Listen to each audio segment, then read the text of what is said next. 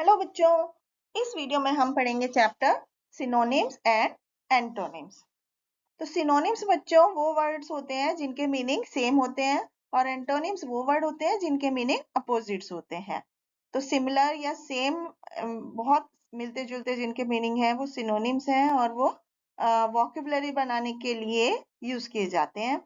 जैसे यहाँ पर कुछ सिनोनिम वर्ड्स लिखे हुए हैं। एक्टिव को हम एनर्जेटिक, डायनेमिक, विगोरस, लिवली ऐसे बोल सकते हैं। एग्री के लिए confirm, harmonise, accord, correspond. Anger को रेग, फरी, व्रेथ, रेसेंटमेंट इस तरह से। और ब्लेम को फॉल्ट, गिल्ट, क्रिटिसाइज। बोस्ट को ब्रैग, वांट, क्रो। तो बच्चों ब्रॉल को ब्रॉयल, फ्रे, मेलिक, रो इस तरह से। कंडेम को डैम, डूम, सेंटेंस।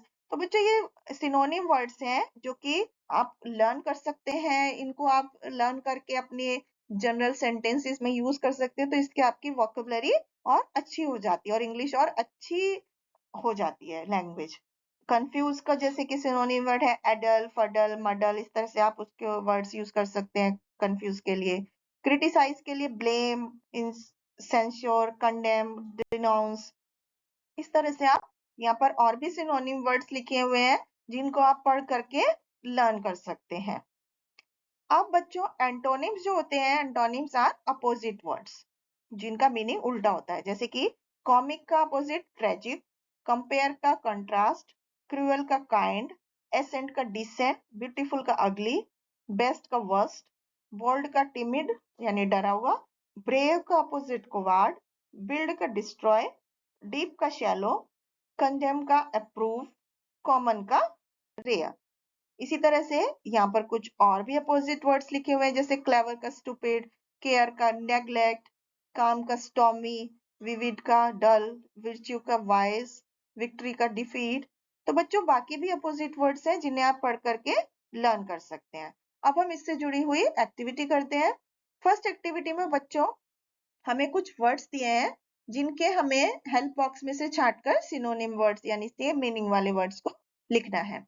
जैसे कि स्पेक्टिकल्स का मीनिंग होता है जो यहाँ पर बॉक्स में दिए हैं साइट। डिस्पोजिशन का मतलब होता है टेम्परेट। रिजॉल्व का मीनिंग है डिटरमाइन। स्वैम्प का है मार्श। एगोनी का टोरमेंट। सब्स्टिट्यूट का प्रॉक्सी।